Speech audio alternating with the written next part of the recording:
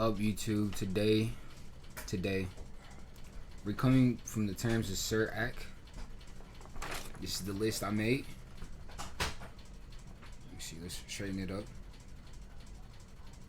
This is everything I have written down from the chapter of Sirach. Sirach, man, hold on. I'm sick and tired of pronouncing this wrong. Let's look this up, man. Because it's like it's hurting my brain to pronounce this wrong. How to say?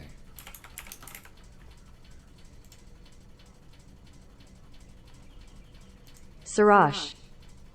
Sirach. We're coming from the book of Sirach. All right.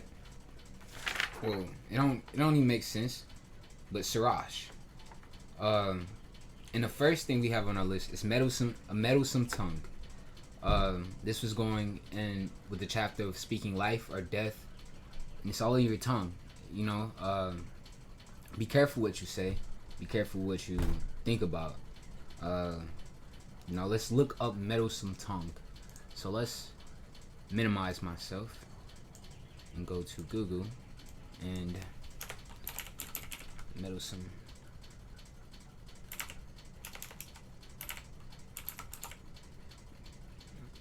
First, let's look at meddlesome.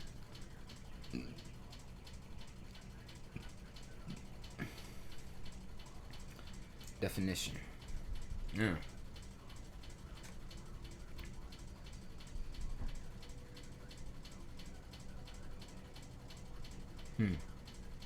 Meddlesome means interfering with other people's activities or concerns in an unwanted or unwelcome way. It's often used as criticism for someone who tries to influence or change things that don't concern them. For example, you might describe a landlord or neighbor as meddlesome.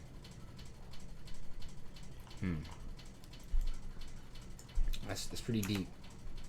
We all know what a tongue is. So a meddlesome tongue is basically you interfere with people with what you say. It's like you coming up to somebody music career, you calling it bullshit. It's like you're coming up to somebody art and you say, well, this is bad, I think you should do something else. Or it's a meddlesome tongue is used for the devil. You know, sometimes we do it trying to be truthful. And if you're speaking the truth, I feel like that's okay. You know? But a meddlesome tongue is most definitely like a tongue that's trying to hinder you. It's trying to destroy you, deter you from your goals. And that's pretty big, you know? Because you shouldn't put a burden before your brother. You shouldn't dig a pit for your brother. And that can be in your actions, in your tongue, and how you talk about somebody and gossiping. Right? So let's look up for God bless. I just ate a burger and some fries, bro, but it's like the air, or it's like some, I don't know what it is, but it's just it's not going, it's going down, but it's like slowly. So weird. Let me see. Frivolity. This is the next one on our list. Frivolity is a noun that means a lack of seriousness or something that's silly or unnecessary. It's often used to describe behavior that is silly or funny, especially when it's not suitable. For example, the boys were scolded for joking during the funeral service, which was hardly the time for frivolity. So frivolity is like a golly, goody, giddy type thing. It's when your behavior is not matching the scene, not matching the time of the moment. Like from the example of people laughing during a funeral, or for the example, people might be laughing during your music, or people might be laughing during your speech, or people might be laughing during whatever it requires to be serious, and people bring frivolity to it. They bring unseriousness to it, you know. Now let's look up table etiquette, and this was talking about eating with like a king or something, but I really want to just touch on it because a lot of people, you might skip out on being taught manners, especially if your parents don't know any manners. Or they really didn't have time to teach you. But table etiquette, right? Let's look at the meaning of it. Table etiquette is the set of rules that govern how to behave at a dining table. It inquires prior manners and behavior in formal dining situations. Table manners can help you feel more relaxed and confident while eating with others. They can also be a valuable asset in business. It's an asset in business to have table manners. Having table manners show that you are aware of your social surroundings. You're aware of your social setting, and it shows character about yourself. So having table etiquette is important too. You don't want to just go around with somebody and you trying to secure a business deal. You over there smacking, or you don't really know how to keep your elbows off the table. You don't know how to use the proper forks or utensils. Because when you get up to royalty and high level people, they're taught these things. They're taught table etiquette, and it's for a reason. Because you're supposed to. Give me a second. You're supposed to be eating like a barbarian in front of the king. That just don't make no sense. Let's look up the providence, right? What does the providence mean? The providence.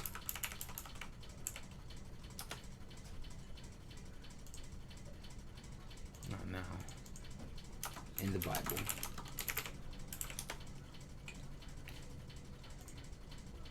Okay. Minimize myself again. In the Bible, providence refers to God's foresight and power to watch over and protect and provide for his creatures. It's also defined as God's caring provision for his people as he guides them in a journey of faith through life. Accomplishing his purpose in them, the doctrine of God's providence is a crucial part of biblical teaching because it summarizes that basic truth that as the creator, God has the power and prerogative to oversee all that he has made. The providence of God. So it's the protection, and provide. What does providence mean? Let's go more into what does providence even mean. Oh, it literally means the protective care of God or of nature as a spiritual power.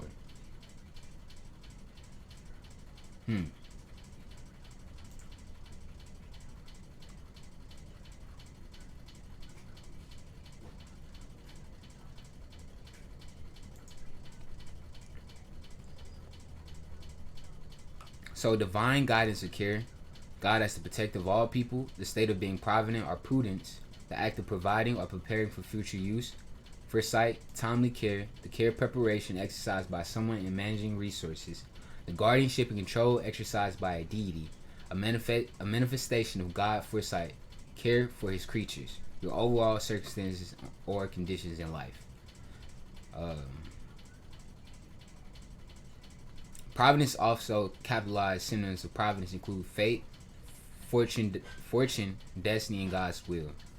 The term providence comes from the Latin word providentia, which means foresight, foreknowledge, or forethought. In legal terms, the act of providence is an accident against which ordinary skill and foresight could not guard. The synonyms to act of God for certain acts no one can be held responsible. Naturally occurring events that are unavoidable can be considered as an act of providence. Oh, so like the locust that was raiding the mosque, or the earthquake that's going on in Taiwan, or the flood that happened in China, or so providence is more like, or the protection of, or the protection of you from a shark. You're swimming in the water and somehow you make it away from a shark, and we can call that God's providence, because 9 times out of 10 you swimming away from that shark and you living is very low, and so we will probably give that to God, give God's providence that you were escape that situation. We would probably give providence, we would probably say it's providence of God from a lot of near-death situations. Um, let's look up hypocrite. You know, this is a big one. A hypocrite. We all fall into a hypocrite at some point in our life. And if you didn't, congratulations. You are special. But I know that I am a hypocrite sometimes. So a hypocrite is someone who pretends to be someone they are not. I believe something they do not. For example, someone who criticizes others for wearing fur, but then wears a large mink jacket. When it gets cold, is a hypocrite. For example, someone who criticizes others for wearing fur, but then wears a large mink jacket. When it gets cold, is a hypocrite. A person who indulges in hypocrisy. Okay, what does hypocrisy mean? Hypocrisy is the act of pretending to be something one is not, or to believe something one does not. Same thing. The practice of claiming to have moral standards or beliefs to which one's own behavior does not confirm.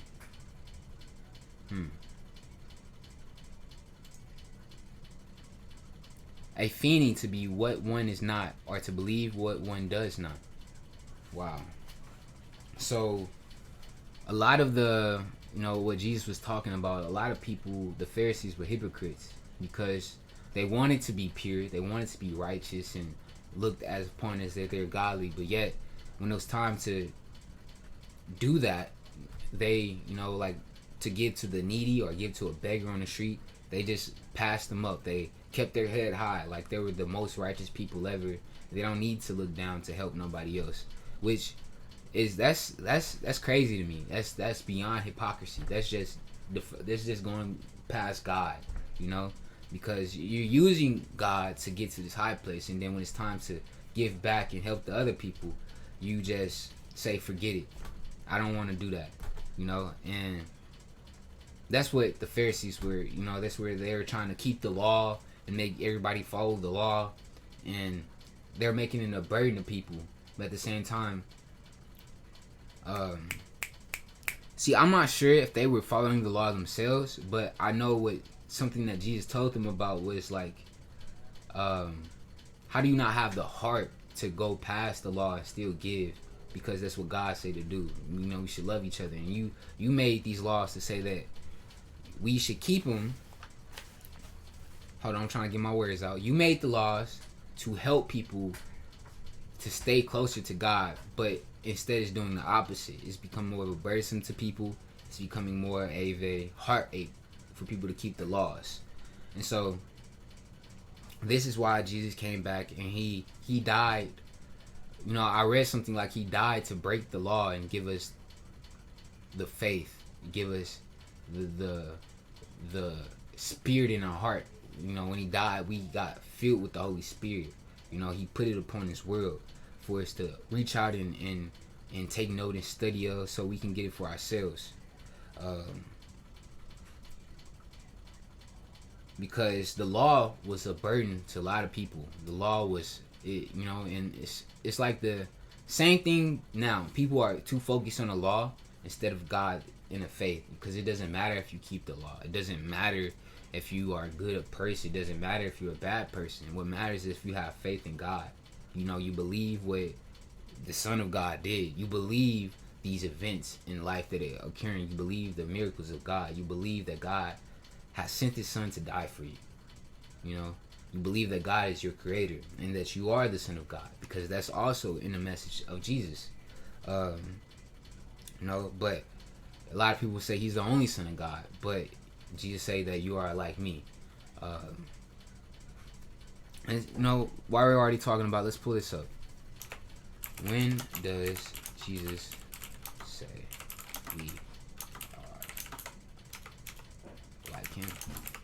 Oh man, I was reading this very good book about how we all have the promise of Abraham. We all have the promise, but we must keep our promise also. We must fulfill the covenant. And so the book said, man, I'm a blood brother of Jesus, It's like we connected through blood. And who is to say that we not connected through blood? Know how many generations came down and how many people mixed together and mingled. So who's to say that you don't have the blood of Jesus in you? Okay, so in the Bible, 1 John 4:17 says, in this world we are just like Him. This themes also as the limitation of Christ is the idea for all Christ followers. The reason for this is that we are made in the image of God.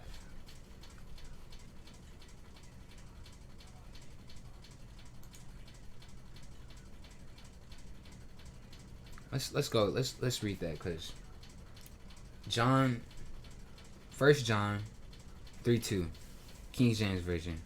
Beloved, now are we the sons of God, and doth do not yet appear. What shall we be? But we know that we shall appear. We shall be like him, for we shall see him as he is. We're gonna have to read this full chapter, and really get a full context of what is being said. So we're gonna do that in the next video, because I'm actually quite curious to actually prove my thesis or my theory. But I know it's the truth. I know I'm from God's creation, but from other people who are having trouble keeping faith and not knowing that we are supposed to be in the image of God and be just like Jesus, we have to do that video. We have to, because I see a lot of people saying he's the only son of God, which is it blows my mind. I feel like that's the perverted talk that a lot of people say, because we are made in the image of God. Adam and Eve was made in the image of God, and we all came from them. And that's deep to say that we all came from Adam and Eve, because there was people on this earth before Adam and Eve, but that's speculation, and we really don't have anything to back that up or to really have a clear target, because God say, let us make the man in our image. Let us, so it's multiple people that God, they're referring to. Us is a plural word.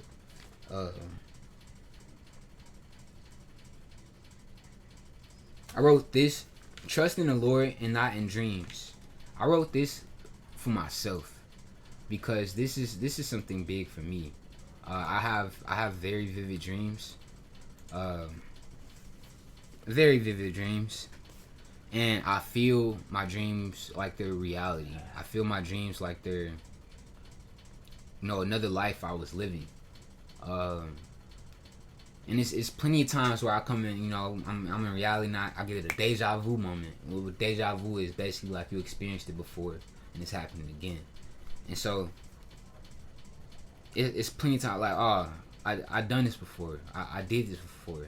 And it's like I'm reliving a memory, But it's plenty of times where dreams came to me and it made me wary. It made me think of what I was doing. But it was plenty of scary dreams I came across. But I wasn't thinking of them as scary, but it was like dark dreams. Dark dreams. Like, I say one was coming back from the dead. Like, I literally, this dream, I'm going to share this dream because it's crazy. I don't know. I felt like that something was going on behind. Somebody was not telling me the truth. I felt like somebody was trying to kill me. And when I went to sleep, God sent me this dream.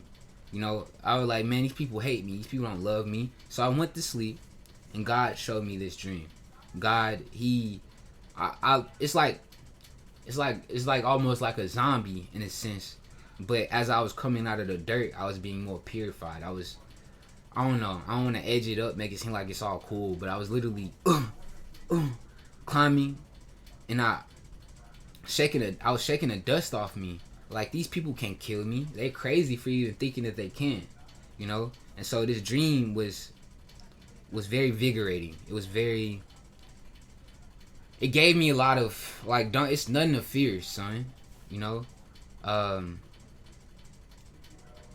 But if I were to use that dream to have a lot of pride, and I go upside people's head and I talk to somebody any kind of way, then I'm thinking too much on that dream that can't nobody kill me, can't nobody touch me, and now I'm going off of pride. And what pride leads to? Pride leads to a great fall. So plenty of other dreams where like I was fearful of something was gonna happen in that dream, like getting into a car accident. I remember that I used to always speed with my car. I used to always speed, and I remember I had a dream where I was speeding and I flew off the bridge and I got impaled. Like, I literally got impaled in my chest, and it's like right here. and it's crazy, it's deep, but I needed that dream to help me understand. I need to slow the fuck down. Like, why am I driving like this? Because I did have a friend from high school who passed away because he got into a car accident, and it's a big thing about that. We don't know if it was, we don't know, you know, but driving fast is reckless. Don't do that. So trust in the Lord and not dreams. Trust that if you do have a bad dream and it was trying to take you somewhere, trust that God can take you from it. And that's the biggest thing. Another thing I have on here was divinations, omens, dreams, and getting info without God. A lot of people, you know, especially myself, I even got tarot cards in the back right now. And I used to figure out, oh, I just want to see what these tarot cards do, and you know, but once I you know, like, man, this stuff ain't it's just going off chance and off of energy and off of vibe and feeling and knowing what to, it's that stuff is demonic because you're idolizing it before God. You know, you're looking for answers and divinations and all these omens and all these dreams before going to God with your problems, you know. And it's just it's not good. It's not good, because this was Saul. I think I'm trying to remember the story when Saul went to go wake up somebody. Let's look this up real quick so we can give a good example. So let me see. When Saul was woken up.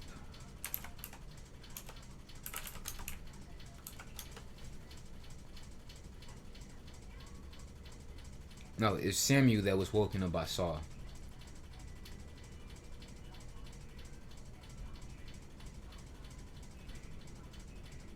Saul consults a medium. Okay, let's read this. About the time the Philistines mustered their armies for another war with Israel, King Achish told David, "You and your men will be expected to join me in battle." "Very well," David agreed.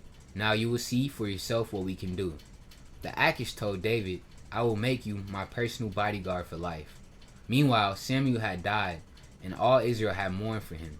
He was buried in Ramah, in his hometown, and Saul had banned from the land of Israel all mediums and those who consult the spirits of the dead. The Philistines set up their camp at Shemun, and Saul gathered all the army of Israel and camped at Gelobia. When Saul saw the vast Philistine army, he became frantic with fear. He asked the Lord what he should do, but the Lord refused to answer him, either by dreams or by scare lots or by prophet. Saul then said to his advisors, "Find a woman who is a medium so I can go and ask her what to do." So this is Saul now. No, he doesn't go to God. He say, "Find me a medium." You know, his advisor replied, "There is a medium at Endor." So Saul disguised himself by wearing ordinary clothing instead of his royal robes. Then he went to the woman's home at night and accompanied by 2 of his men. "I have to talk to a man who has died," he said. "Will you call up his spirit for me?" "Are you trying to get me killed?" the woman demanded. "You know that Saul has outlawed all mediums and all who consult the spirits of the dead. Why are you setting a trap for me?" But Saul took an oath in the name of the Lord and promised, "As surely the Lord lives, nothing bad will happen to you for doing this." Finally, the woman said, "Well, whose spirit do you want me to call up?" "Call up Samuel," Saul replied. When the woman saw Samuel, she screamed, "You deceived me. You are Saul." "Don't be afraid," the king told her. "What do you see?" "I see a god coming up out of the earth," she said. Whoa, wait a minute. I didn't even catch this. "What do you see?" "I see a god coming up out of the earth," she said. Is she calling, you know, it's a little G. It's not big G God. It's a little G God. Is she calling Samuel a god? And what does this implies about what Jesus was talking about? That we are like him, made in his image? You know, more stuff to back it up. "What does he look like?" Saul asked. "He's an old man wrapped in a robe," she replied. Saul realized it was Samuel, and he fell to the ground before him. Why have you disturbed me by calling me back? Samuel asked Saul. Because I am in deep trouble, Saul replied. The Philistines are at war with me, and God has left me, and won't reply by prophets or dreams. We was just talking about prophets or dreams, and that's also, we shouldn't be too heavily dependent on our gifts. So if God give us discernment, we shouldn't go on our own discernment. We should always go to God and ask God. We shouldn't be relying on our gifts. But Samuel replied, why ask me, since the Lord has left you and has become your enemy? The Lord has done just as he said he would. He has torn the kingdom from you and given it to your rival David. The Lord has done this to you today because you refused to carry out his fierce anger against the Amalekites. What more, the Lord will hand you and the army of Israel over to Philistine tomorrow, and you and your sons will be here with me. The Lord will bring down the entire army of Israel in defeat. Saul fell full length on the ground, paralyzed with fright because of Samuel's word. He was also faint with hunger, for he had eaten nothing all day and all night. When the woman saw how distraught he was, she said, Sir, I obeyed your command at the risk of my life. Now do what I say, and let me give you a little something to eat, so you can regain your strength for the trip back. But Saul refused to eat anything. Then his advisors joined the woman in urging him to eat. So he finally yielded and got up from the ground and sat on the couch. The woman had been fattening a calf, so she hurried out and killed it. She took some flour, kneaded it into the dough, and baked unleavened bread. She brought the meal to Saul and his advisors, and they ate it. They went out into the night. So, hey, right there. When you go to these things, you're making yourself an enemy of God, basically, because God say don't do these things. And I remember somebody was telling me this. They was trying to correct me, like, man, don't mess with all that tarot card, all them stars and astrology. Don't rely on that. I'm like, no, I was coming from this standpoint. Well, it is used for something, it is a science for something, which is true. But if I rely too heavily on what is it, medication or doctors or all this other stuff that's not really spiritual or anything having to do with my spirit or with God in general, you're making it an idol. You're making it a false idol. And so this is what God does not like. He does not like when you make idols before him. In which that's what you do when you're going to get all these different dreams and divinations and all these omens and all these prophets, all these gifts. You can't put that before God. All right. Now let's look up another one. You also have wisdom and temperance. I'm gonna cut it short too, and we're gonna go. Yeah, cut it short because I ain't trying to make it a whole another hour. Let me see. But the last one we're gonna end off is wisdom and temperance. Wisdom is often learned from mistakes and the experience that only comes with time. Courage takes a great deal of persistence and fortitude. Justice can look like standing up against overwhelming odds in order to do the right thing. Temperance requires discipline and constant awareness of ourselves. Wisdom and temperance are two of the four Stoic virtues. Okay, so wisdom is the ability to use knowledge and experience to make logical decisions and understand how to act in all situations. Temperance is self-control and discipline, and not relying on simple pleasures for happiness. Temperance is also characterized as control over excess and expressed through characteristics such as modesty, humility, and forgiveness. So temperance is a big. You can be wise, right? But if you don't have temperance, it don't mean anything because you don't have any self-control, you don't have any discipline, and it's not relying on simple pleasures for happiness. Temperance is okay. I'm cool. No matter what they throw at me, I'm gonna stay at my temperature. I'm gonna stay at the temp that I'm supposed to be at, And that's, I think, the best way to explain it. But I do want to look up these other four pillars of Stoicism. So You have wisdom, temperance, justice, and courage. And that's the 4 pillars of Stoicism. And Stoicism is another philosophy, and it's like going through life, shaping your emotions. You know, some people say ignoring your emotions, but you're shaping your emotions. You're chiseling yourself. And that's kind of what Stoicism is. But yeah, we're gonna end it off right there. We already made it 30 minutes in. So make it to the next one. Make it to part 2. So if you guys have any questions, or you like to, you know, if you have any terms or definitions you like for me to look up and give my opinion on, type in the comments. If you like to see more, leave a like and subscribe. Yeah.